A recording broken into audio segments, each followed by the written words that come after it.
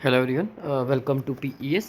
तो यहाँ पे हम नेक्स्ट टॉपिक देख लेते हैं हमारा जनरल साइंस का। तो यहाँ पे हम डिस्कस करेंगे वर्क के बारे में। ठीक है, देखो पहले तो आपको मैं एक चीज़ बता दूँ कि सपोज़ करो ये एक आपका ऑब्जेक्ट है। ठीक है, ये आपका ऑब्जेक्ट कहाँ पड़ा हुआ है? ए पोजीशन पे, जिसको हम बोलेंगे इनिशियल पोजीशन पे इसकी। ठीक है, तो ये ऑब्जेक्ट जो है कहाँ पड़ा हुआ है? ए पोजीशन पे। अब इस ऑब्जेक्ट के ऊपर जब फोर्स लगाई जाएगी तो ये ऑब्जेक्ट में हमें क्या देखने को मिलेगा? मोशन देखने को मिलेगा। तो हम ये बोलेंगे कि ये जो ऑब्जेक्ट ए पोजीशन पे था, यहाँ से ये शिफ्ट होता हुआ कहाँ जाएगा? ये बी लोकेशन पे जाएगा। ठीक है, ये आपका आ जाएगा फाइनल पोजीशन, ये आ जाएगी आपकी इनिशियल पोजीशन। ठीक, अच्छा, अब हमने देखा ये बेसिकली जो फोर्स लगी इस ऑब्जेक्ट के ऊपर, और इस ऑब्जेक्ट का मोशन हमें देखने को मिलता है from the location A to location B. ठीक है, तो ये बेसिकली जो डिस्टेंस कवर किया गया ना इस ऑब्जेक्ट के द्वारा, तो हम ये बोलेंगे ये हुआ है ऑब्जेक्ट का वर्क। ठीक है, तो वर्क का बेसिकली अगर मैं फार्मूला बोलूँ तो होता है force into displacement cos theta. ठीक है, ये फार्मूला आता है वर्क का। तो हम ये देखेंगे कि ये फोर्स इतनी लगी। ठीक है, तो बाकी ये ऑब्जेक्ट के ऊपर फोर्स जब लगती है, ऑब्जेक्ट जो है ए पोजीशन से बी पोजीशन तक जो है वो मूव करता है। ठीक है, मोशन पे आता है। तो हम बोलेंगे ये जो पर्टिकुलर डिस्टेंस कवर किया, डिस्टेंस तो नहीं बोलेंगे, डिस्प्लेसमेंट जो है कवर किया गया वो आ जाएगा हमारा डी। और कॉस थीटा आ जाएगा आपका 0 डिग्री, क्योंकि बिल्कुल स्ट्रेट लाइन पाथ है तो यहाँ पे 0 डिग्री का एंगल बन रहा है। ठीक है ना, ये आपको पता ही होगा। अच्छा, अब हम यहाँ पे बात करें, जैसे कि सपोज़ करो ये एक ट्रॉली है, तो इस ट्रॉली के ऊपर फोर्स लगाई जा रही है। तो हम ये बोलेंगे ये ट्रॉली ए लोकेशन से बी लोकेशन तक जो है वो मूव करती है। अब ये पर्टिकुलर जो डिस्प्लेसमेंट ट्रैवल किया गया इसके द्वारा, ठीक है, ट्रॉली के द्वारा, तो हम बोलेंगे ये बेसिकली क्या है आपका डी। और ये लगी आपकी फोर्स, फार्मूला क्या आ जाएगा? Work into force into displacement cos theta. ठीक है, बाकी थीटा जो आपका 0 डिग्री रहेगा, बिल्कुल स्ट्रेट लाइन पाथ है, तो थीटा आपका 0 डिग्री रहेगा। और साथ अगर हम बात करें तो वर्क यहाँ पे क्या होगा? हम बोलेंगे हाँ जी, यहाँ पे वर्क हुआ है ए लोकेशन से बी लोकेशन तक इस ट्रॉली को मूव कराने के लिए। ठीक है, बाकी जो भी वैल्यू होगी फोर्स की, डिस्प्लेसमेंट की, यहाँ पुट करो फार्मूले में और आंसर निकल जाएगा। ठीक है, अच्छा, अब हम बात करते हैं, सपोज करो ये एक वॉल है। अब ये बिल्कुल स्टेशनरी वॉल है, इसके ऊपर एक फोर्स लगाई जाती है तो आपको पता है वॉल जो है मूव नहीं करेगी, इसमें मोशन जो है वो देखने को नहीं मिलेगा। ठीक है ना, अब हमने ये देखा इस वॉल के ऊपर मोशन जो है वो देखने को नहीं मिला, यानी कि वॉल जो है वो मूव हमारी जो है वो नहीं की। तो हम बोलेंगे यहाँ पे वर्क नहीं हो रहा है। बाकी ऊपर जो था वो वर्क हमारा हो रहा था, बट यहाँ पे वर्क नहीं हो रहा है, क्योंकि वर्क होने के लिए वो पर्टिकुलर बॉडी जो है उसका मोशन में आना ज़रूरी है। अच्छा, अब हम बात करते हैं work done along the straight line. एक होता है आपका वर्क डन इंक्लाइंड वे में, और एक करेगा अगेंस्ट द ग्रेविटी। यानी कि मेरे कहने का मतलब ये है कि यहाँ पे क्या होगा कि जो फोर्स होगी वो ऑब्जेक्ट के ऊपर जो फोर्स लगेगी बिल्कुल स्ट्रेट लाइन पाथ में फोर्स लगेगी, उसकी डायरेक्शन बिल्कुल स्ट्रेट लाइन होगी। और यहाँ पे बोला गया है कि फोर्स की जो डायरेक्शन होगी इस ऑब्जेक्ट के ऊपर वो इंक्लाइंड में होगी, और यहाँ बोला गया है फोर्स की जो डायरेक्शन होगी वो अगेंस्ट द ग्रेविटी होगी। सपोज़ करो ये एक हाइट है, यहाँ पे आपने ये बॉल जो है इसको यहाँ तक पहुँचाना है। तो यहाँ से आप यहाँ पे आप खड़े हो नीचे, यहाँ से बॉल को ऊपर फेंकोगे तो अगेंस्ट द ग्रेविटी आपका फोर्स लग रही है ना, तो इसको बोलेंगे हमारी फोर्स की जो डायरेक्शन है वो क्या है? Against the gravity. ठीक है, अच्छा, अब हम देखते हैं कि करके इसको डिटेल में पढ़ते हैं। पहला तो आता हमारा work done along the straight line. अब work along the straight line क्या होगा? वही चीज़ आ गई पहले जो मैंने आपको बताया कि ये एक ब्लॉक है या फिर आप ऑब्जेक्ट बोल सकते हो, जो कि लोकेशन ए में है। अब इसको मूव करवाना है तो उस पर लगाई जाएगी जी कांस्टेंट फोर्स। जब कांस्टेंट फोर्स होगी तो ये ऑब्जेक्ट डिस्प्लेस करेगा from location A to location B. तो हम ये बोलेंगे फार्मूला क्या रहेगा? F D cos theta. ठीक है, तो ये वर्क का फार्मूला रहेगा। बाकी आपको पता ही होगा, आपने ट्रिग्नोमेट्री में पढ़ा ही है कि थीटा कैसे निकाला जाता है। साइन थीटा ले ले cos theta, sine theta 0 degree क्या होता है? 30 डिग्री, 45 डिग्री, 60 डिग्री, 90 डिग्री। ये 0 होता है, ये आपका 1/2 होता है, 1/√2 होता है, √3/2 होता है, 1 होता है। और कॉस थीटा आपका रेसिप्रोकल होता है साइन का, तो जो यहाँ 1 है वो यहाँ पे 1 आएगा, जो यहाँ √3/2 यहाँ पे आएगा। ठीक है, ये यहाँ पे आएगा और ये आपका यहाँ पे आएगा, और 0 आपका इधर आएगा, है ना। तो उल्टा बिल्कुल चलता है कॉस थीटा में साइन थीटा के बिल्कुल। अच्छा, अब हम बात करें यहाँ पे, तो यहाँ पे अगर हम फार्मूला देखें, ये वाला जो हमारा स्ट्रेट लाइन का वर्क डन था, तो इसका एफ डी कॉस थीटा, तो थीटा में हमने डाल दिया वैल्यू, क्या डाली? ज़ीरो डिग्री, तो ज़ीरो डिग्री डाली तो आ गया जी यहाँ पे 1। तो क्या है, वर्क कितना है, एफ डी। फिर हम बात करते हैं work done by the inclined force के द्वारा कितना वर्क लगता है। तो ये इंक्लाइंड फोर्स है, तो यहाँ पे एंगल बना है जी आपका कितना, 45 डिग्री। तो वर्क क्या होगा, एफ डी कॉस थीटा। तो कॉस थीटा हमने 45 डिग्री डाल दी, बाकी 45 डिग्री की वैल्यू डालो, आपका यहाँ पे आंसर आ जाएगा। अच्छा, फिर हम बात करते हैं work done against the gravity. अब वही चीज़, यहाँ पे बंदा यहाँ खड़ा हुआ, इसने बॉल को फेंका यहाँ पे अगेंस्ट द ग्रेविटी, बॉल को जो है फेंका जा रहा है, फोर्स की डायरेक्शन क्या है, अगेंस्ट द ग्रेविटी। तो ये होगा work done against the gravity. और एक चीज़ बता दूँ, वर्क हमारा जो है वो स्केलर क्वांटिटी होता है, और बाकी जब वर्क अगेंस्ट द ग्रेविटी होगा, इसका फार्मूला क्या रहेगा, एम जी एच। जी क्या होगा, acceleration due to gravity, H होगी हाइट, यानी कि ये जो ऑब्जेक्ट को आपने यहाँ से फेंका यहाँ तक हाइट तक, तो वो हाइट की पूरी कितना वो है लेंथ है, वो एच आ गया। और ये मास आ गया, एम जी एच कर दिया हमने। या फिर आप ऐसे लिख सकते हैं, एम जी हमारा क्या होता है, वेट।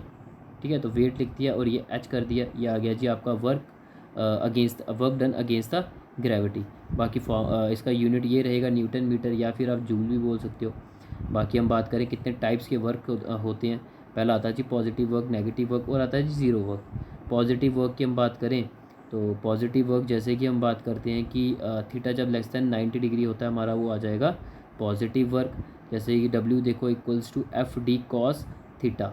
ठीक है, तो थीटा हमारा 90 डिग्री से कम होगा, तो आपका क्या आ जाएगा, पॉजिटिव वर्क। ठीक है, बाकी कॉस थीटा की वैल्यू कोई भी डालो लेस दैन 90 डिग्री में, कॉस 45 कर दो, कॉस 60 कर दो, चेक करके देखो, कॉस 0 कर दो, कोई भी वैल्यू डालोगे ना 90 डिग्री से कम, तो उसका पॉजिटिव वर्क ही आएगा।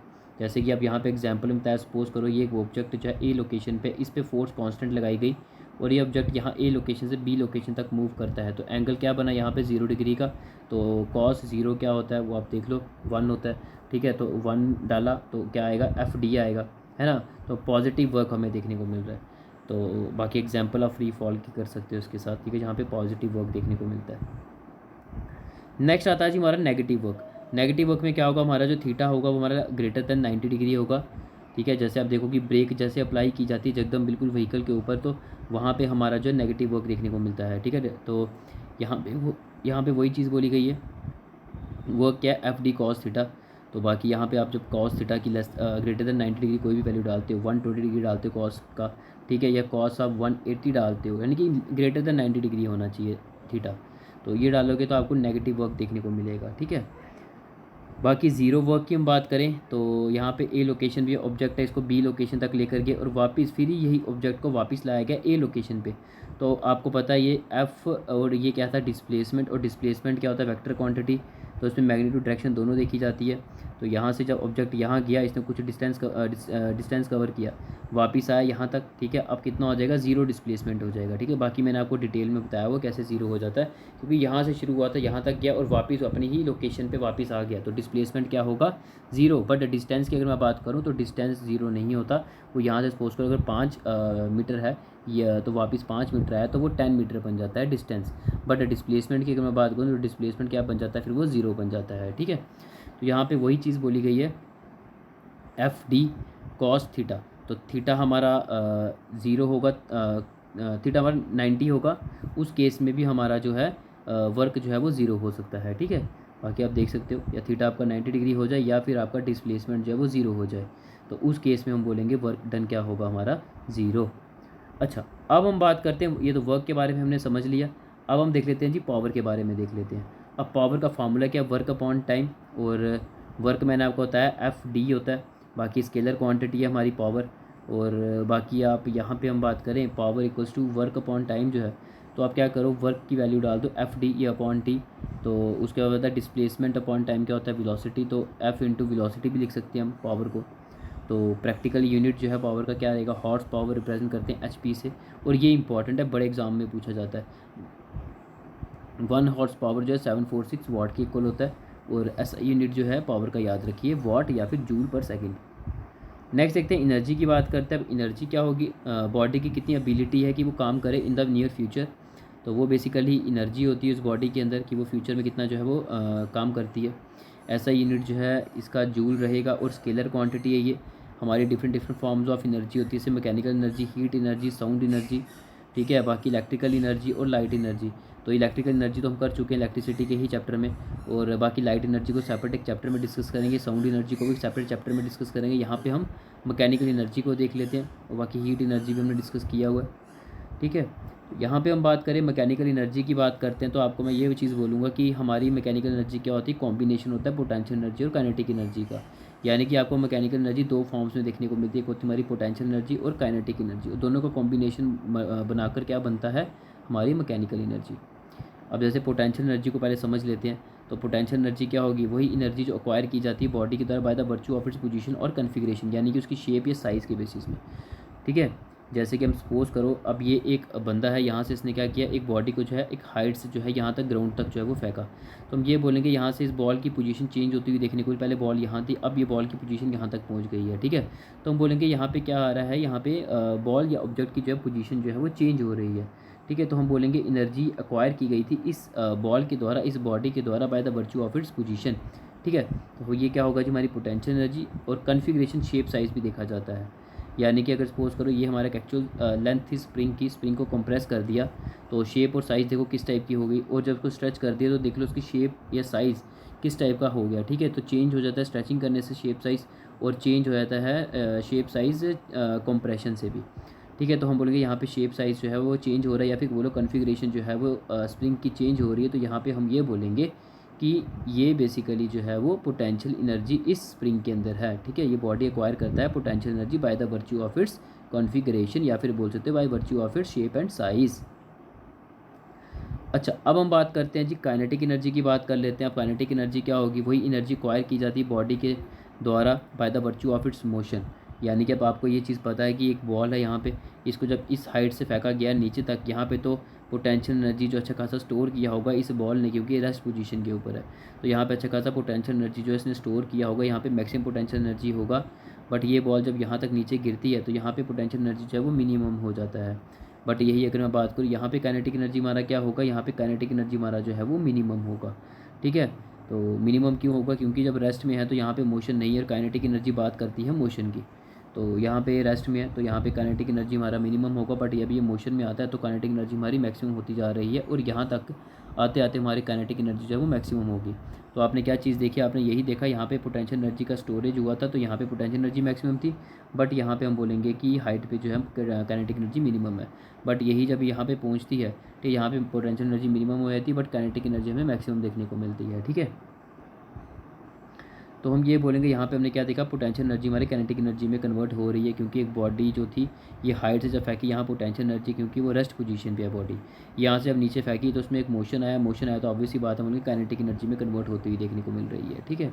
तो हम बोलेंगे यहाँ पे पोटेंशियल एनर्जी जो है उसकी कन्वर्जन देखने को मिलती है इनटू द काइनेटिक एनर्जी। बाकी काइनेटिक एनर्जी का फॉर्मूला याद रख सकते हो, 1/2 mv², ईजी है बड़ा। बाकी m क्या है जी, मास ऑफ द ऑब्जेक्ट, और v क्या रहेगा जी, वेलोसिटी उस ऑब्जेक्ट की जिसको हाइट से फेंका जा रहा है ग्राउंड तक, ठीक है। तो ये भी हमने देख लिया। अब लास्ट में ये देख लेते हैं law of conservation of energy की बात करते हैं। आपको ये पता ही है एनर्जी क्रिएट नहीं होती, एनर्जी डिस्ट्रॉय नहीं होती, बस ये होता है कि एनर्जी की ट्रांसफॉर्मेशन होती है फ्रॉम द वन फॉर्म से अनदर फॉर्म में, ठीक है।